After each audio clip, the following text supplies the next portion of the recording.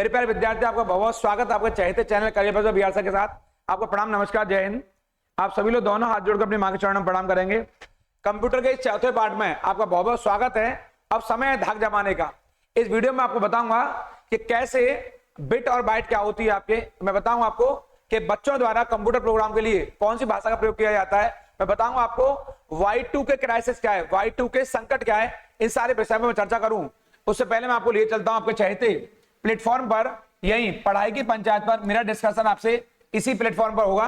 और इस चैनल को सब्सक्राइब नहीं किया है तो तेजी सब्सक्राइब कर लीजिए ताकि जल्दी से मेरे वीडियो आप तक पहुंचे आपके। और इसको लाइक शेयर करना बिल्कुल नहीं भूलेंगे। ये चौथा पार्ट करा रहा हूं क्योंकि इससे पहले मैं आपको 3 वीडियो पहले करा चुका हूं। ये कंप्यूटर का चौथा पार्ट चल रहा है। इसमें बहुत छोटी छोटी बातें मैं आपको वन लाइनर अंदाज में, मैं वन लाइनर फेज में बता रहा हूं क्योंकि हमारे एग्जाम में टू द पॉइंट, ये एग्जाम ओरिएंटेड स्टडी है। मैं कंप्यूटर से ज्ञानी बाबा नहीं बना रहा हूं आपको, मैं केवल आपको एग्जाम ओरिएंटेड, ये एग्जाम को पास कराने वाली क्लास है। मैं आप चर्चा करूंगा आपसे। जैसे बाइनरी प्रणाली क्या है, पहला प्रश्न यहां से, ये वन लाइनर टाइप से बनाया है मैंने आपके लिए।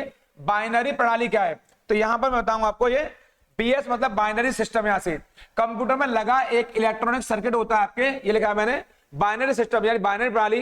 कंप्यूटर में लगा एक इलेक्ट्रॉनिक एक सर्किट होता है जो केवल मशीनी भाषा को ही समझता है। यानी कि आप बताएंगे जो बाइनरी प्रणाली होती है इसमें एक इलेक्ट्रॉनिक सर्किट होता है जो केवल मशीनी भाषा को ही समझ सकता है। मैं बताऊंगा आपको इस भाषा में केवल 2 ही अंक होते हैं। आप स्क्रीन पर देख पा रहे होंगे, इस भाषा में केवल 2 ही अंक होते हैं।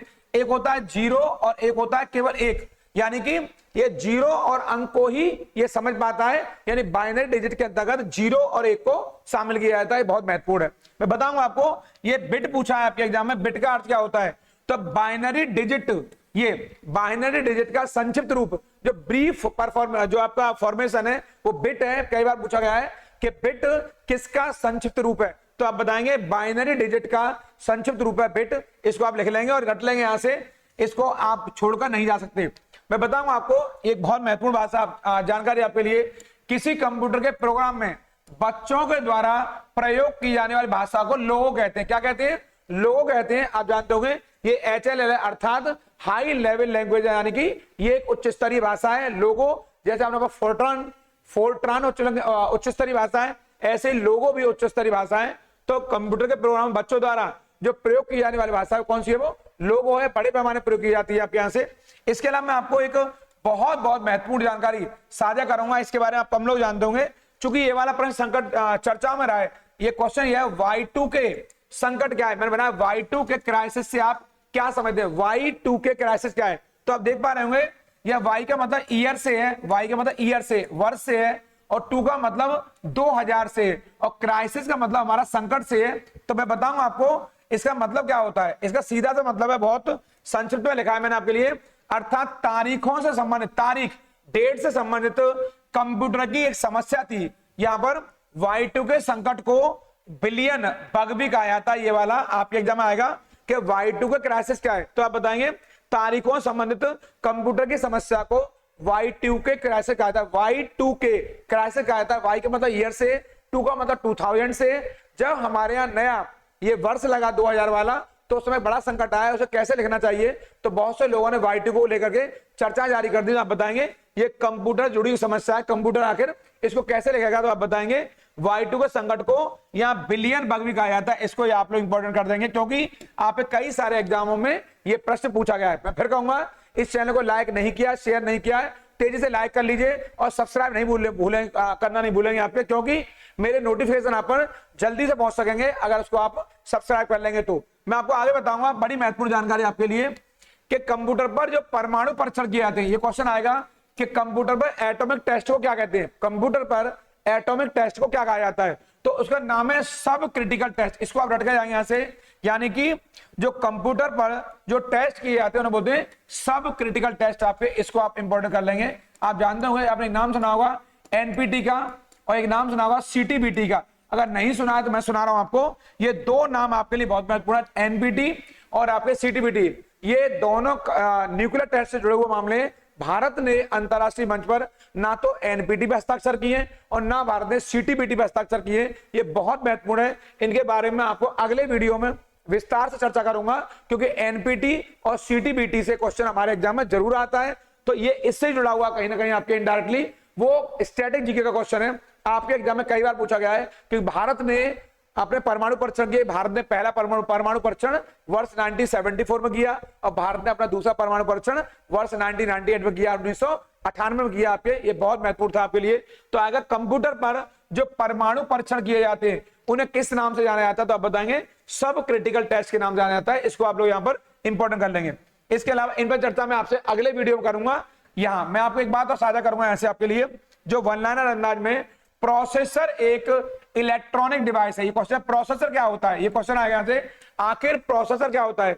तो प्रोसेसर एक इलेक्ट्रॉनिक डिवाइस है जो डेटा को सूचना में परिवर्तित करते हुए प्रोसेस करता है। यानी कि क्वेश्चन आएगा प्रोसेसर का कार्य क्या होता है, प्रोसेसर क्या करता है। तो ये इलेक्ट्रॉनिक डिवाइस है जो डेटा को, ये डेटा मान होता है जो हमारे आंकड़े होते हैं, उन आंकड़ों को सूचना में उन आंकड़ों को सूचना में परिवर्तित करके प्रोसेस करता है, उसको इंप्लीमेंट करता है, उसे हमारे यहाँ प्रोसेसर कहा जाता है। बहुत इंपॉर्टेंट है। मैं आपको अगली जो महत्वपूर्ण पॉइंट है यहाँ पर वो आपके लिए साझा करूंगा यहाँ से, जो आपके एग्जाम के लिए आपको एग्जाम में आने की प्रबल संभावना है कि आखिर कंप्यूटर में जाने वाला जो डेटा है, इनपुट डेटा, जो कंप्यूटर में जो अंदर डेटा आता है उसे क्या कहते हैं, उसे इनपुट डेटा कहते हैं। क्या कहते हैं उसको, उसे इनपुट डेटा के नाम से जाना जाता है। और मैं बताऊंगा आपको इनपुट का आउटपुट में रूपांतरण, यानी कि इनपुट का आउटपुट में बदलाव होता है, वो किसके द्वारा होता है, वो सीपीयू के द्वारा होता है। किसके द्वारा होता है, वो सीपीयू द्वारा। Central process unit, central process unit होता है आपके यहाँ पर, सेंट्रल प्रोसेसिंग यूनिट होता है आपके। यानी कि जो इनपुट का आउटपुट में जो बदलाव किया जाता है, रूपांतरण किया जाता है, उसे सीपीयू कहा जाता है और सीपीयू के द्वारा यह कार्य किया जाता है। यहाँ से इस क्रम में आपको बताऊंगा मैं आपके, ये वन लाइनर है। वन लाइनर माने एक सीधे साधे अंदाज में आपके, क्योंकि कंप्यूटर से सीधे और डायरेक्ट क्वेश्चन पूछे जाते हैं। आपको यहाँ पर सीएस कंप्यूटर साइंस का वैज्ञानिक नहीं बनना है, आपको केवल एग्जाम को फाइट करना है, क्योंकि ये एग्जाम वाली क्लास है, एग्जाम को फाइट करने वाली क्लास है। यहाँ बताऊंगा डाटा लॉजिक के इनपुट यानी आउटपुट नियंत्रक का एक पहलू क्या कहलाता है, बफरिंग कहलाता है। क्या कहलाता है, इसको आप यहाँ पर इंपोर्ट कर लेंगे। क्वेश्चन आएगा कि बफरिंग क्या होता है, तो आप बताएं डाटा लॉजिक के इनपुट यानी आउटपुट नियंत्रण का एक पहलू होता है, तो क्या बोलते हैं, उसे बफरिंग बोलते हैं। इसको आप याद कर लेंगे। इस क्रम में मैं आपके लिए एक और महत्वपूर्ण जानकारी साझा करूंगा आपके साथ में।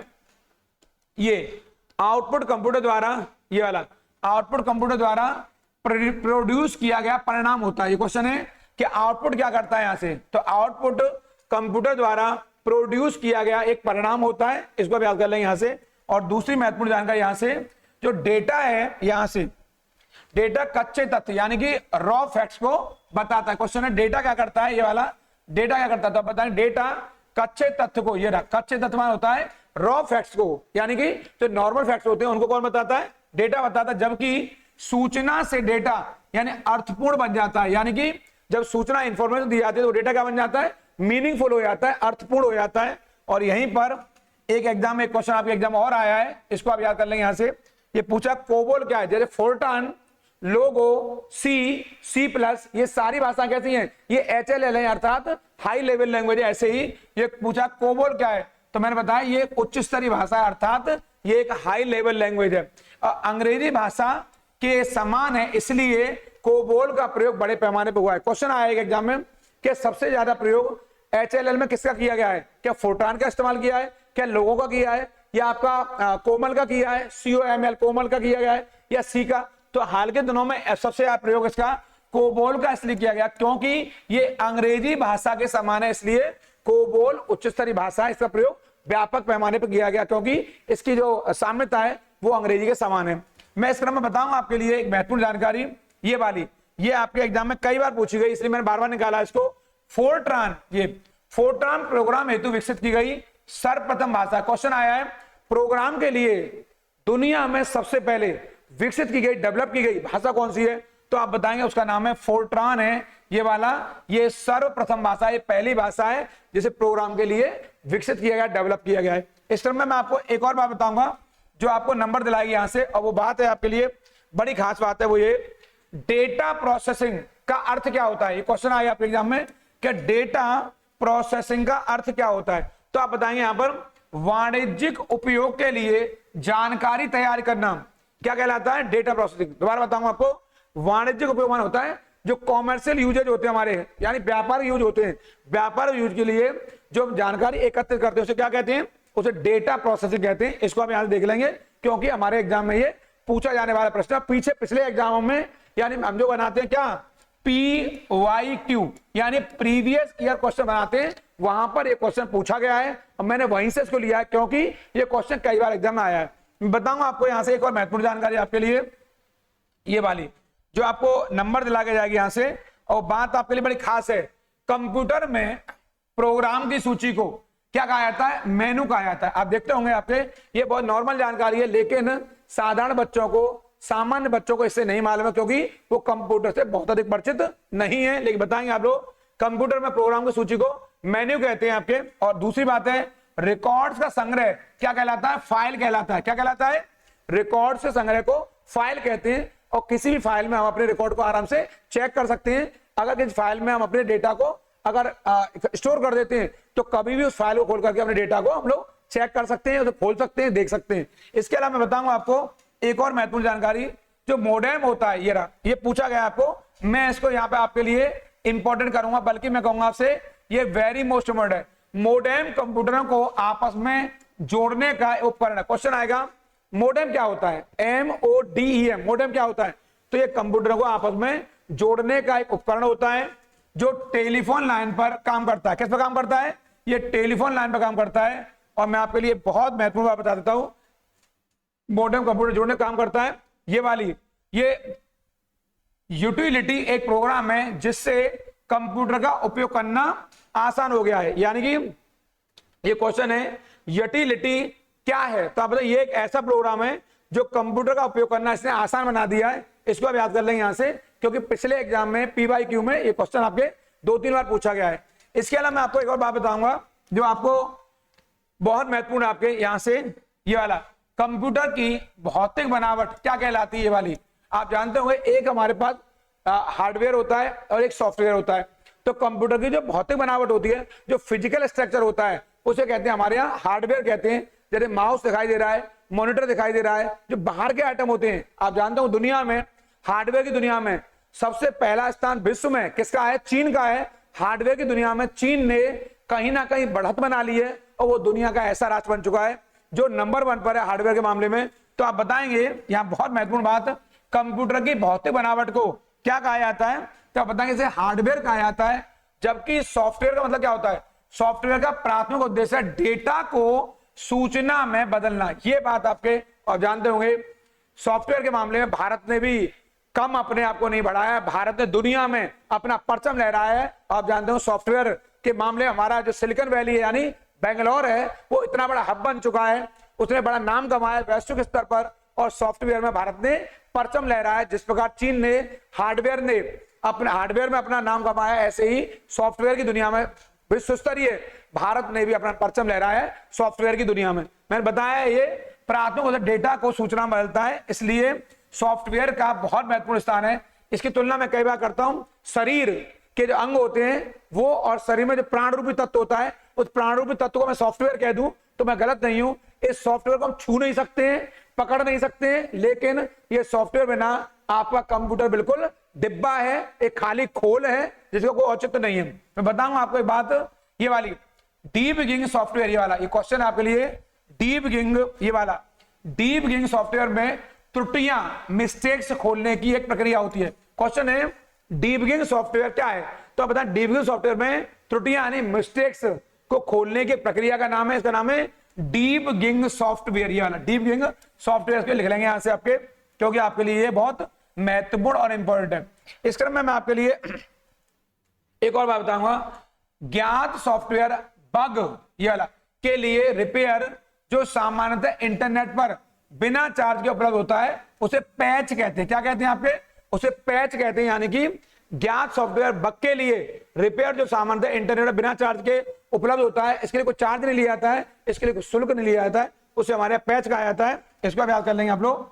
और मैं पहले बता चुका हूं, कंप्यूटर मिस्टेक को बग कहते हैं। कंप्यूटर त्रुटियां होती हैं, कंप्यूटर त्रुटि होती है, मिस्टेक होती है, उसे बग कहा जाता है। इसे आप रट कर जाएंगे यहां से। इसके अलावा ये क्वेश्चन यहां से, इसको याद करेंगे आप लोग, क्योंकि ये भी महत्वपूर्ण है। BIOS क्या है? Basic input output system. यानी बी का मतलब है बेसिक, आई का मतलब इनपुट, ओ का मतलब आउटपुट और एस का मतलब सिस्टम। ये पूछा BIOS की फुल फॉर्म क्या है, तो आप बताएंगे ये BIOS का विस्तृत रूप है और ये बेसिक इनपुट आउटपुट सिस्टम का संक्षिप्त रूप है। ये कई बार एग्जाम में पूछा जाता है। इसलिए मैं बताऊंगा मैं आपको, ये एग्जाम में चर्चा में रहा कुछ दिन पहले, LIFO ये वाला 375, ये चर्चा में रहा है क्वेश्चन 375 LIFO क्या है। बाद में आओ पहले पाओ, बाद में आओ पहले पाओ, ये इसका महत्वपूर्ण है। संरचना को ढेर या चट्टा से संबोधित किया था, ढेर से या चट्टा से संबोधित किया था किसको, 375 LIFO को, यानी बाद में आओ पहले पाओ। एक क्वेश्चन आया है कि 375 LIFO क्या है, तो आप बताएंगे बाद में आओ पहले पाओ, इसका यहां पर मतलब होता है। और जो संरचना को किसी भी ढेर या चट्टा से क्वेश्चन पूछा है 375 LIFO का संबंध किससे, तो आप बताएं ढेर से या पर चट्टा से। जैसे ईंटों का चट्टा होता है, ऐसे ही एक कंप्यूटर की दुनिया में एक इकट्ठा डेटा का चट्टा होता है, उसे ढेर कहते हैं हमारे यहाँ पर। तो आप बताएंगे 375 LIFO का संबंध ढेर या चट्टा से। इस चैनल को सब्सक्राइब नहीं किया है तो तेजी से कर लीजिए आप लोग, और लाइक शेयर करना बिल्कुल नहीं भूलेंगे, क्योंकि कंप्यूटर में मैंने बताया मैं 5 लेक्चर लूंगा, ये चौथा लेक्चर है। 5वां लेक्चर आपके लिए बहुत इंपॉर्टेंट है। उसके बाद एक मैं मैराथन क्लास लूंगा और उनको पढ़ने के बाद कंप्यूटर का कोई क्वेश्चन आपके बाहर नहीं आएगा, सारे क्वेश्चन वहीं से आएंगे। आप मिला लेना किसी भी एग्जाम से, कंप्यूटर का एक भी क्वेश्चन से बाहर आने वाला नहीं है। सब्सक्राइब तेजी से कर लीजिए, क्योंकि मैं जल्दी से मेरा वीडियो आप तक पहुंचेगा, आपके मेरा नोटिफिकेशन पहुंचेगा। और इन सारी सूचनाओं को अपने मित्रों को और मिलने वाले पहुंचाइए। उन लोगों का जरूर ख्याल रखिए जो आपका ख्याल रखते हैं। प्रणाम, नमस्कार।